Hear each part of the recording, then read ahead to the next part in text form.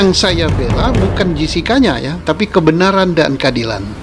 Siapapun pelakunya, saya mencintai itu. Kenapa? Karena dihukum karena rekayasa itu sakit.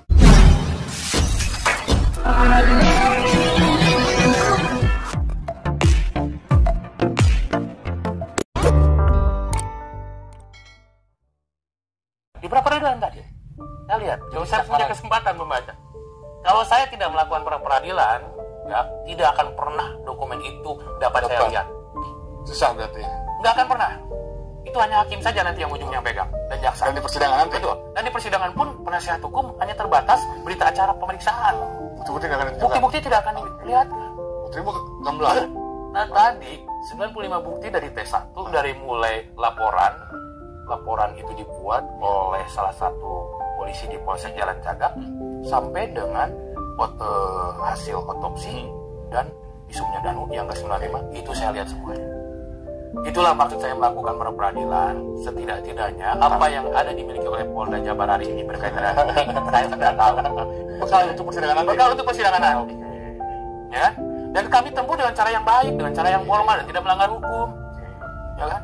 Kalau hari ini kami tahu isi visum itu ternyata luka itu itu akibat benda tumpul, berarti asumsi dengan adanya golok seperti yang dikatakan Danu itu tertepiskan. Karena baik dari dari visum yang pertama ketika beberapa saat setelah kejadian, kemudian otopsi ulang oleh dokter Hasri itu memang pendarahan di kepala kalau tidak salah, di otak. Saya baru tahu benda tumpul.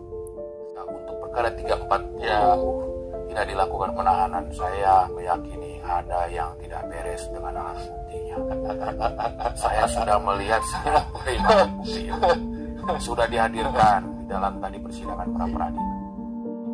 Sorry foto. Ngomong-ngomong kan kemarin Bung Rahmani kan menghadirkan dua saksi meringankan. Itu diterima akhirnya sama Polda. Akhirnya diterima, diperiksa. Oke, diperiksa di BAP juga. Betul. Itu gimana?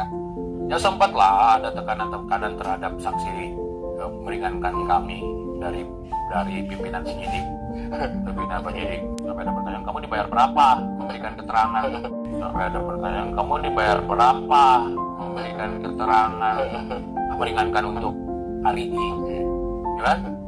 Padahal ya ini apa namanya? Ya teknik penyidikan lah. Silakan saja lah, sepanjang ya teknik ya silakan dicermati lah. Saya tidak mau menilai, tapi dengan hal seperti itu, mereka silakan menilai sendiri. Apakah seburuk itu tekniknya? Apakah tidak ada cara yang jauh lebih mungkin akan membuat orang jauh lebih simpati? Jadi intinya waktu di BAP itu dua saksi itu meringankan gimana? Ya karena mereka dengan sukarela dan faktanya benar ya mereka bertahan juga. Ada Google Maps lini masa kan? Cek aja ke lini masa tanggal 18 ya, Agustus. Apakah gitu benar handphone Fadil ada di situ? Enggak, bukan itu. Di gampang kok itu ada jalur-jalurnya gitu. Minimal datang ke wilayah ICT gitu.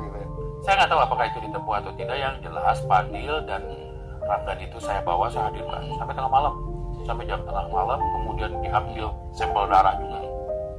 Saya nggak tahu ya, mungkin untuk mencocok-cocokkan dengan apakah DNA asing, saya nggak tahu. Jadi di bawah tekanan juga. Ya sebentar kita uji dulu. Benar tidak? Ada tidak alat buktinya? Ya kan? Dan ternyata ya, alhamdulillah nih untuk nanti persidangan Pak Yosep, saya sudah tahu bukti-buktinya. Daftar buktinya sudah kita pegang. Ya kan? 95 bukti yang dijadikan dari semua berita acara penyitaan, surat panggilan, SPDP, visum dan lain-lainnya ada di kami. Jadi, yang lucunya begini. Nama saya juga disepi langsung, ya, di dalam jawaban. Jadi selain Danu nih katanya yang menyatakan, saya memang sejak awal kan mendampingi Pak Yosep dan Bu Mimin. Saya yang pada saat itu menyarankan Pak Yosep untuk tidak bareng dulu dengan Bu Mimin di awal-awal, ya, supaya tidak terjadi subjektivitas dan opini yang berlebihan nantinya. Bayangkan, kalau mereka sejak awal setelah kejadian bareng terus, mereka bisa selama beberapa bulan kan? Kenapa alasan itu saya lakukan? Pak Yosep menghindari kecurigaan. Karena bisa saja semua orang pada saat itu dicurigai, termasuk Pak Yosep juga mungkin mencurigai Bu Mimin. Ya kan? Karena pada saat itu proses penyidikan belum terjadi, pembuktian belum terjadi dalam proses penyidikan. Wajar kalau pada saat itu di awal-awal, terutama bulan Agustus, September, Oktober, itu semua semua framing itu mengarah ke Pak Yosef, Bu Mimin, dan Arigi. Jadi menurut Bung itu dari seluruh rangkaian upaya pra peradilan dan lain sebagainya, Bung meyakini kalau pelakunya itu bukan yang sudah pasti pelakunya pelakunya utama. Pelakunya Danu. Gak bakal ini Bung, menuduh saya. Oke. Danu tidak menuduh, dia sudah ngaku. Dari sekian banyak tersangka, dari 5 orang tersangka, yang mengaku itu Danu. Kata keterangan Danu nih, ambilkan golok, bedog. Tenggel, ada kalimat seperti itu, pukul.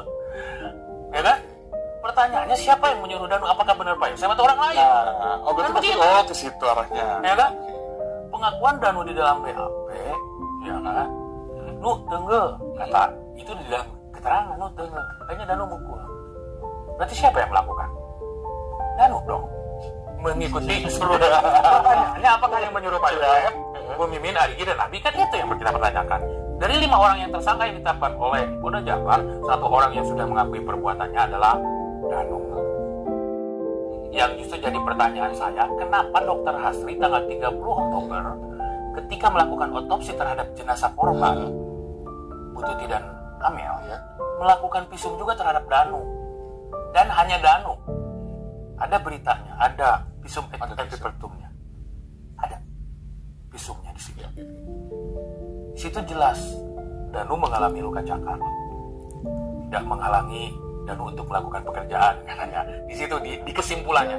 Kayaknya kan kemarin saya Pak Dir cerita bahwa soal penerbangan kita pada salah golok, ternyata kan diduga bukan karena golok, tapi ada stick golf. Ya siap. Begini guys, siapa yang munculin golok dari awal? Dari Subang itu, penyidikan di Subang tidak pernah memunculkan golok. Tiba-tiba yang memunculkan golok itu kan Danu sendiri di awal. Kemudian ketika muncul golok dicari di TKP begitu rupa sampai menghadirkan metal detektor, kemudian pawang hujan, hadirkan juga di TKP, kan tidak ketemu. Akhirnya pawang hujan menyatakan, oh itu ada di sungai katanya. Kan relevan juga dong. Ya itu tadi. Ya itu tadi hal-hal yang tidak relevan pun ada di dalam jadi drama-drama di sini. Itu kalau apa yang dia yakini hari ini sampai kemudian dia menyebutkan orang-orang itu, kenapa tidak dari awal? Sederhana. Kenapa harus berbelit-belit? Harus cari angin dulu jam 3.25, bayangkan posisi di Subang memotorkan kan sudah semua dari Jalan Cagak ke TKP ya lumayan jaga jauh lah. Sana tak? Kalau kata saya gawe enggak, memang kalau memang keterangan itu katanya di situ keterangannya nyari angin, ya kan? Nah inilah banyak pertanyaan, sekelumit pertanyaan yang mungkin saya alhamdulillah dengan proses peradilan ini saya tahu banyak akhirnya isi dari proses ini. Hanya saya mengetahui itu dengan cara yang benar, dengan cara yang sesuai hukum, bahwa kami hari ini memiliki paling tidak daftar bukti dan saya sudah membaca langsung, memiliki menambah keyakinan saya, menambah bekal saya untuk nanti di persidangan pokok perkara. Kalau perkara ini